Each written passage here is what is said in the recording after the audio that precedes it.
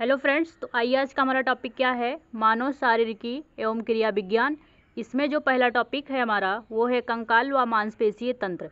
आज हम कंकाल व मांसपेशीय तंत्र के बारे में जितने भी क्वेश्चन दिए गए हैं पूर्वावलोकन में आज हम लोग देखेंगे। तो आइए बिना किसी देरी के अपने हम क्वेश्चन की शुरुआत करते हैं और देखते हैं कैसे क्वेश्चन पूछे गए हैं। तो चलिए आइए देखिए, क्वेश्चन स्क्रीन पर दिखाई पड़ रहा है। पहला क्वेश्चन क्या है, कंकाल के वे हिस्से जो हड्डियों की तरह सख्त नहीं होते हैं और मोड़े जा सकते हैं वे हैं। मतलब कह रहा है कंकाल के ऐसे कौन से हिस्से हैं हड्डी की तरह सख्त नहीं होते, मतलब हड्डी की तरह कठोर नहीं होते हैं और उन्हें मोड़ा जा सकता है, वो क्या कहलाते हैं। ठीक है, तो वो क्या कहलाते हैं, वो कार्टिलेज कहलाते हैं। ठीक है, कार्टिलेज, और कार्टिलेज को हिंदी में ही क्या बोलते हैं, उपास्थि कहते हैं। और देखो लिखा गया है व्याख्या में, उपास्थि एक प्रकार का संयोजी ऊतक है। ठीक है, उपास्थि एक प्रकार का कैसा ऊतक है, संयोजी ऊतक है। अगर ब्लड पूछे तो ब्लड भी एक प्रकार का क्या है, तरल संयोजी ऊतक है। इसके बाद अगर हम बोन की बात करें, अस्थि की बात करें, ये भी एक प्रकार का संयोजी ऊतक है। ठीक है, ये इसके बाद अगर हम स्नायु की बात करें, स्नायु लिगामेंट, स्नायु की बात करें, ये भी एक प्रकार का संयोजी ऊतक है। इसके बाद अगर हम कंडरा की बात करें, ठीक है, कंडरा की बात करें, ये भी सब क्या है, एक प्रकार के संयोजी ऊतक के अंतर्गत आते हैं। तो क्वेश्चन इस तरह से भी पूछा जा सकता है, ब्लड ऑप्शन में दे देगा, बोन दे देगा, स्नायु दे देगा, कंडरा दे देगा, कार्टिलेज दे देगा और पूछेगा निम्नलिखित में से संयोजी ऊतक है, तो ऑप्शन में क्या लगाएंगे, उपयुक्त में से एक से अधिक। तो ये सारे आप लोग को पता होने चाहिए कि ये सब भी क्या है, एक प्रकार के संयोजी ऊतक हैं। ठीक है, आगे देखिए, जिसमें कोशिकाओं के बीच क्या होता है, पर्याप्त स्थान होता है। इसकी ठोस आधात्री किसकी बनी होती है, प्रोटीन और शर्करा की। ये भी पॉइंट नोट कर लेना कि उपास्थि जो होती है ये किसकी बनी होती है, तो प्रोटीन और शर्करा की बनी होती है। ठीक है, प्रोटीन शर्करा की बनी होती है। यह अस्थियों के जोड़ों को क्या करती है, चिकना बनाती है। कौन, प्रोटीन और शर्करा। परिणाम स्वरूप हड्डियों के बीच क्या होता है, घर्षण कम होता है। उपास्थि नाक, कान, कंठ और श्वास नली में भी उपस्थित होती है। ठीक है, देखिए नाक का जो बाहरी हिस्सा है इसको अगर मोड़िए तो मोड़ सकते हैं, क्यों, क्योंकि ये कार्टिलेज की बनी है। कान देखिए, कान भी मोड़ सकते हैं, क्यों, क्योंकि ये कार्टिलेज की बनी होती है। तो वही पूछा है, हड्डी की तरह सख्त नहीं होता, हड्डी की तरह कठोर नहीं होता और उसे मोड़ा जा सकता है, तो क्या कहलाता है, option number C. Option number C क्या है, कार्टिलेज। आई होप आप लोग को ये क्वेश्चन समझ में आया होगा। ये क्वेश्चन कह रहा है कि मानव शरीर की मांसपेशियों के बारे में निम्नलिखित में से कौन सा कथन गलत है। ठीक है, अगर हम मांसपेशियों की बात करें तो मांसपेशियां जो होती हैं दो होती हैं, एक होती हैं ऐच्छिक मांसपेशियां, ठीक है, एक होती हैं ऐच्छिक मांसपेशियां और दूसरी होती हैं अनैच्छिक मांसपेशियां। ठीक है, ऐच्छिक और अनैच्छिक मांसपेशियां होती हैं। तो ऐच्छिक मांसपेशियां का मतलब होता है जो हम अपनी इच्छा से करते हैं। ठीक है, और अनैच्छिक का मतलब जो हम अपनी इच्छा से नहीं कर सकते हैं। ये बातें क्लियर हो गई ना। अब देखिए क्वेश्चन पे आइए देखते हैं। कह रहा है कि पहला ऑप्शन है मांसपेशियां केवल हड्डी को धक्का दे सकती हैं, मांसपेशियां जोड़े में काम करती हैं, सिकुड़ने पर मांसपेशियां छोटी, सख्त और मोटी हो जाती हैं। उपयुक्त में से एक से अधिक, उपयुक्त में से कोई नहीं। तो इसमें जो गलत ऑप्शन है वो है मांसपेशियां केवल हड्डी को धक्का दे सकती है, ये ऑप्शन इसका राइट हो जाएगा। अब आइए व्याख्या देख लेते हैं। व्याख्या कह रही है मांसपेशी एक व्यक्ति के चलने, बोलने, खाने आदि काम में सहायक होती हैं। अब बताइए, चलने, बोलने, खाने, ये कौन सी मांसपेशियां हैं। ठीक है, ये ऐच्छिक है, क्यों, क्योंकि जब हमारा मन करेगा तभी हम चलेंगे, जब हमारा मन करेगा तभी हम बोलेंगे, जब हमारा मन करेगा तभी हम खाएंगे। ठीक है, तो इसके बाद कह रहा है ये दिल की धड़कन, श्वसन और पाचन को नियंत्रित करती हैं।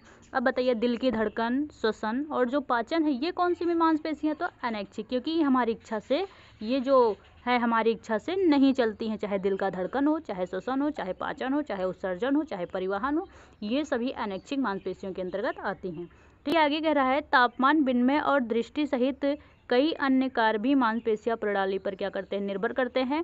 मांसपेशियां जोड़ी में कार्य करती हैं। ठीक है, मांसपेशियां कैसे कार्य करती हैं, जोड़ी में कार्य करती हैं और सिकुड़ने पर ये कैसी हो जाती हैं, छोटी हो जाती हैं, सख्त हो जाती हैं और मोटी हो जाती हैं।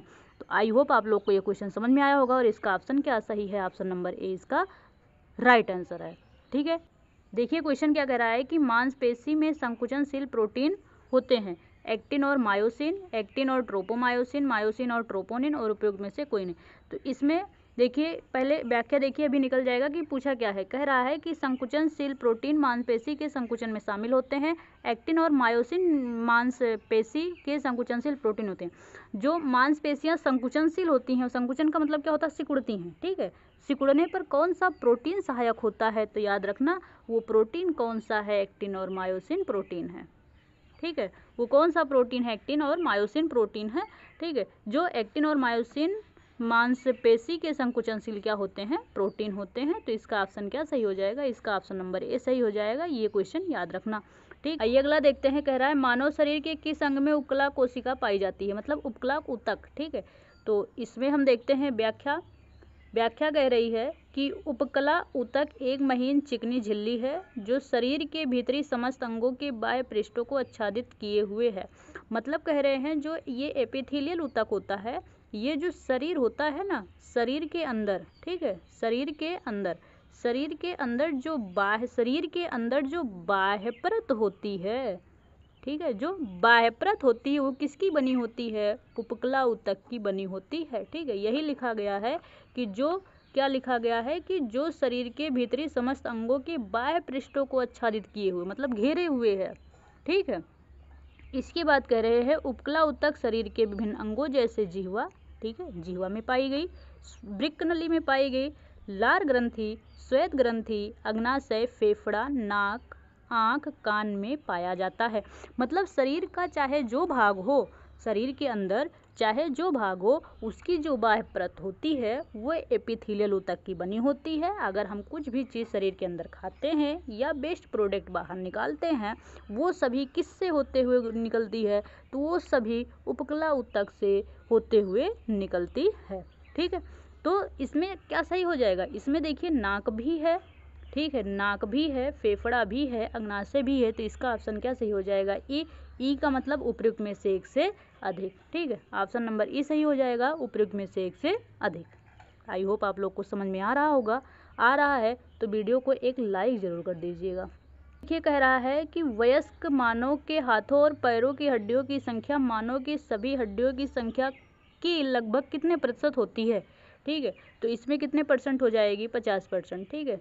अब देखिए व्याख्या कह रहा है कि वयस्क मानव के सभी हड्डियों की कुल संख्या कितनी होती है, 206। अगर यही नवजात शिशु की बात करें तो उसमें हड्डियों की संख्या कितनी होती है, 300 होती है, ठीक है। जबकि प्रत्येक हाथ में कुल 27 और प्रत्येक पैर में कुल 26 हड्डियां होती हैं। इस प्रकार हाथों और पैरों की कुल संख्या कितनी हो जाती है, 106, जो कि सभी हड्डियों की संख्या 206 का लगभग 50% होती है।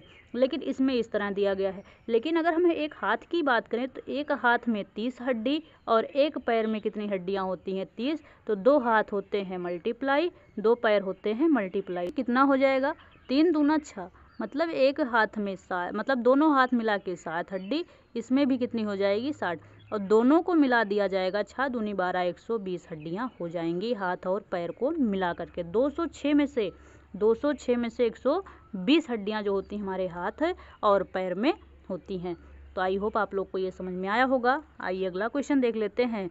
कह रहा है कि क्वेश्चन पढ़िए कि हड्डियों की पढ़ाई, एक मिनट, कह रहा है कि हड्डियों की पढ़ाई विज्ञान की किस शाखा के अंतर्गत होती है। मतलब कह रहा है कि हड्डियों का अध्ययन, ठीक है, हड्डियों का अध्ययन क्या कहलाता है, विज्ञान की किस शाखा के अंतर्गत करते हैं। तो इसका ऑप्शन सही हो जाएगा ऑस्टियोलॉजी। अगर ऑस्टियो कहीं शब्द जुड़ा आ जाए तो ये समझ लेना कि ये किससे संबंधित है, ये हड्डियों से संबंधित है, ठीक है। अब आइए इसकी व्याख्या ऊपर दी गई है, व्याख्या को भी देख लेते हैं। व्याख्या क्या कह रही है, कह रही है कि ऑस्टियोलॉजी के अंतर्गत अस्थियों का अध्ययन किया जाता है, ओरोलॉजी के अंतर्गत पर्वतों का अध्ययन किया जाता है, सेरोलॉजी के अंतर्गत रुधिर सीरम का वैज्ञानिक अध्ययन, इसके बाद जीरोलॉजी के अंतर्गत क्या करते हैं, पृथ्वी की आंतरिक संरचना और उसमें पाए जाने वाले पदार्थों का अध्ययन किया जाता है। अध्ययन से एक क्वेश्चन बीपीएससी में फिक्स है, अध्ययन से एक क्वेश्चन जरूर आएगा। अगला देखिए कह रहा है कशेरुक रज्जु में से कितनी जोड़ी तंत्रिकाएं निकलती हैं, ठीक है। कशेरुक रज्जु से कितनी जोड़ी तंत्रिकाएं निकलती हैं, तो इसका ऑप्शन क्या सही हो जाएगा, 31। कशेरुक रज्जु से कितनी जोड़ी, 31 जोड़ी तंत्रिकाएं निकलती हैं। कह रहा है कि मनुष्य के जीवन काल में कितने दांत 2 बार विकसित होते हैं, ठीक है। तो देखिए मनुष्य के जीवन काल में 20 दांत ऐसे होते हैं, ठीक है, कितने दांत? 20 दांत। 20 दांत ऐसे होते हैं जो जीवन में 2 बार आते हैं। क्यों? देखिए कैसे, जैसे अगर नवजात शिशु होता है तो उसमें कितने दांत होते हैं? टोटल 20। और वयस्क में अगर पूछा जाए, एडल्ट में पूछा जाए कितने दांत हो गए? 32। तो स्टार्टिंग में कितना था? 20 था, कितना हो गया? 32। इसको माइनस करेंगे, कितना आएगा? 12। और 12 दांत ऐसे होते हैं जो जीवन में केवल कितनी बार आते हैं? 1 बार आते हैं, ठीक है। तो मनुष्य के जीवन में 20 दांत 2 बार आते हैं और 12 दांत केवल 1 बार विकसित होते हैं। तो ये क्वेश्चन याद रखना, 20 दांत 2 बार, 12 दांत 1 बार, ठीक है। अगला देखते हैं कि मनुष्य की खोपड़ी में कितनी अस्थियां होती हैं, ठीक है। देखिए ये क्वेश्चन ऑप्शन में स्टार लगा हुआ है क्योंकि ये ऑप्शन में जो क्वेश्चन पूछा है उसका आंसर ऑप्शन में नहीं है, ठीक है। लेकिन अगर हमको लगाना होगा कि इसमें कौन सा ऑप्शन पसंद है तो 28, क्योंकि लगभग में हम लगा सकते हैं, ठीक है। 28 देखिए कह रहा है एक वयस्क मानव कंकाल में औसतन कितनी अस्थियां होती हैं? 206। मनुष्य की खोपड़ी में अस्थियों की कुल संख्या कितनी होती है? 29, ठीक है। 28 और 29, तो इसको हम 28 मान के लगा सकते हैं, ठीक है। इसमें 8 मस्तिष्क के चारों ओर मस्तिष्क का खोल अर्थात कपाल बनाती हैं तथा शेष 14 हड्डियां चेहरे की, 6 मध्य खंडों की तथा क्या कहते हैं हवाइड नामक अस्थि होती है। तो इतना याद रखना कि मनुष्य की खोपड़ी में कितनी अस्थियां होती हैं? 29 होती हैं।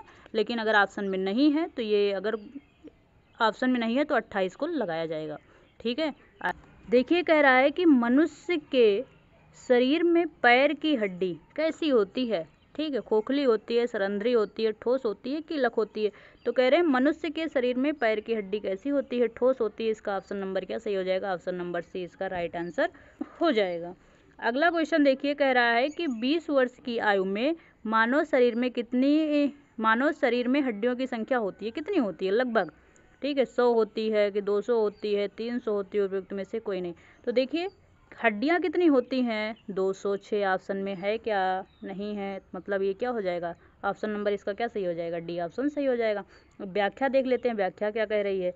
व्याख्या देखिए कह रही है कि 20 वर्ष के मानव में हड्डियों की कुल संख्या कितनी होती है? 206 होती है, जो 2 भागों में बटी होती है। पहला होता है अक्षीय कंकाल। अक्षीय कंकाल में कितनी हड्डियां? 80। और उपांगीय कंकाल में कितनी हड्डियां? 126। और दोनों को काउंट कर लेंगे तो कितनी हड्डियां हो जाएंगी? 206 हड्डियां हो जाएंगी, ठीक है।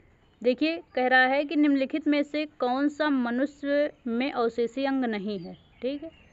निकटिटेटिंग पर्दा, कर्णपाली या कर्णाभ मांसपेशी, सामने वाले चपटे दांत जिसको कृंतक बोलते हैं, वर्मीफार अपेंडिक्स नहीं है। तो नहीं क्या है? ये या इंसाइजर हो जाएगा, ठीक है। ऑप्शन नंबर सी सही हो जाएगा। अवशेषी का मतलब ये होता है कि जो हमारे शरीर में पड़ा रहता है, ठीक है। जो क्रियाशील अंग नहीं है उसे अवशेषी अंग कहते हैं। तो ऐसा नहीं है कि हमारे जो कृंतक दांत हैं वो अवशेषी अंग के रूप में पड़े हैं, इसका कोई कार्य नहीं है, ठीक है। तो इसलिए ऑप्शन क्या सही हो जाएगा? सी सही हो जाएगा। देखिए व्याख्या देख लेते हैं कब पूछा गया है, व्याख्या देख लेते हैं क्या कह रही है। जीवधारियों में आकारिकी एवं शारीरिकी अध्ययनों में हमें अवशेषी अंगों के बारे में ज्ञात होता है। यह एक ऐसा अंग होता है जो क्रियाहीन प्रतीत होता है, ठीक है, जिसका कोई कार्य नहीं होता है। इसे पूर्वज के क्रियाशील अंग के समजात दर्शाया जाता है। उदाहरण के लिए जैसे मनुष्य के बृहद आंत में उपस्थित क्या कृमरूप प्रशेषिका, जिसको वर्मीफार्म अपेंडिक्स बोलते हैं। आँख में निमेशक झिल्ली, ठीक है, निमेशक झिल्ली जो होती है इसका भी कोई कार्य नहीं है। प्रशेषिका शाकाहारी रूमिनेंट स्तनधारी प्राणियों में क्रियाशील होती है। तो ये सभी क्या हैं? अवशेषी अंग के रूप में है। तो इसमें पूछा था नहीं है, तो ऑप्शन नंबर क्या सही हो जाएगा? सी, ठीक है। आइए अगला देख लेते हैं, अगला क्या कह रहा है। कह रहा है कि मांसपेशी को हड्डी से जोड़ता है, ठीक है। कौन जोड़ता है मांसपेशी को हड्डी से? तो कौन जोड़ता है? कंडरा जोड़ता है। कंडरा मांसपेशी को हड्डी से जोड़ता है, ठीक है। मांसपेशी को हड्डी से जोड़ता है और कंडरा शरीर के हड्डियों या संरचना को हिलने डुलने में भी मदद करता है। ठीक है। तो कंडरा जो हो गया मांसपेशी को किससे जोड़ रहा है, हड्डी से, ये बात याद रखना। तो इसका ऑप्शन नंबर क्या सही हो जाएगा, ऑप्शन नंबर सी सही हो जाएगा। देखिए कह रहा है कि कंधे पर पाया जाने वाला जोड़ डैश में भी पाया जाता है, किस में पाया जाता है, तो क्या ऑप्शन नंबर सही हो जाएगा, नितंब। ठीक है, कंधे पर पाया जाने वाला जोड़ नितंब में भी पाया जाता है। तो उपयुक्त प्रश्न में कंधे पर पाया जाने वाला जोड़ जो होता है नितंब में भी पाया जाता है। अगला देखते हैं, निम्नलिखित में से डैश हमारे शरीर के तापमान को नियंत्रित करने के लिए सबसे अधिक सक्रिय रूप से कार्य करता है। कौन कार्य करता है हमारे शरीर के तापमान को नियंत्रित करने के लिए, तो देखिए इसमें ऑप्शन क्या सही हो जाएगा, ऑप्शन ए सही हो जाएगा। इसमें कौन नियंत्रित करता है, तो त्वचा नियंत्रित करता है। ठीक है, अब इसकी व्याख्या देख लेते हैं। देखिए व्याख्या कह रही है कि उपयुक्त प्रश्न के विकल्पों में त्वचा हमारे शरीर के तापमान को नियंत्रित करने के लिए सबसे अधिक सक्रिय रूप से कार्य करता है। अगला क्वेश्चन है, स्टेपेडियस है एक क्या है, हड्डी है, मांसपेशी है, नस है, उपयुक्त में से कोई नहीं। तो इसमें देखिए जो स्टेपेडियस है वो क्या है, एक प्रकार की क्या है, मांसपेशी है। व्याख्या देखते हैं, स्टेपेडियस मानव शरीर की सबसे छोटी मांसपेशी है। ये बात याद रखना कि अगर पूछा जाए क्वेश्चन में मानव शरीर की सबसे छोटी मांसपेशी कौन है, तो स्टेपेडियस है। और स्टेपेडियस क्या एक प्रकार की मांसपेशी है जो कानों में स्थित होती है। ठीक है, कानों में स्थित होती है। स्टेपीज हड्डी को स्थिर रखने में मदद करती है। स्टेपीज देखिए सबसे छोटी हड्डी क्या होती है, स्टेपीज, जो कहाँ पाई जाती है, कान में। और सबसे छोटी मांसपेशी क्या है, स्टेपेडियस। और ये स्टेपीज के ये क्या होती है ना, स्टेपीज जो हड्डी होती है उसी के एकदम बिल्कुल साइड में पाई जाती है, इसीलिए इसका नाम क्या रखा गया, स्टेपेडियस रखा गया। ठीक है, इसके बाद कह रहे हैं कि स्टेपेडीज हड्डी को स्थिर रखने में क्या करती है, मदद करती है। कौन, स्टेपेडियस। या ध्वनि को नियंत्रित करने एवं आंतरिक कान को तंत्र ध्वनि के कारण नुकसान से बचाती है। कौन, स्टेपेडियस। तो ये रहे आज जो टॉपिक उठाया गया था कंकाल एवं मांसपेशीय तंत्र के बारे में। जितने क्वेश्चन थे हमने देख लिए। अब जो अगली वीडियो आएगी वो आएगी पाचन तंत्र के बारे में। ठीक है, अगले वीडियो में जो हम पढ़ेंगे वो पाचन तंत्र के बारे में पढ़ेंगे। आप लोगों को वीडियो कैसी लगी कमेंट में कमेंट करके ज़रूर बताना। ठीक है, वीडियो को लाइक कर देना, अपने दोस्तों के साथ शेयर कर देना। फिर ऐसे ही हम मुलाकात करेंगे इम्पोर्टेंट बीपीएससी टॉपिक के साथ। तब तक के लिए थैंक यू सो मच।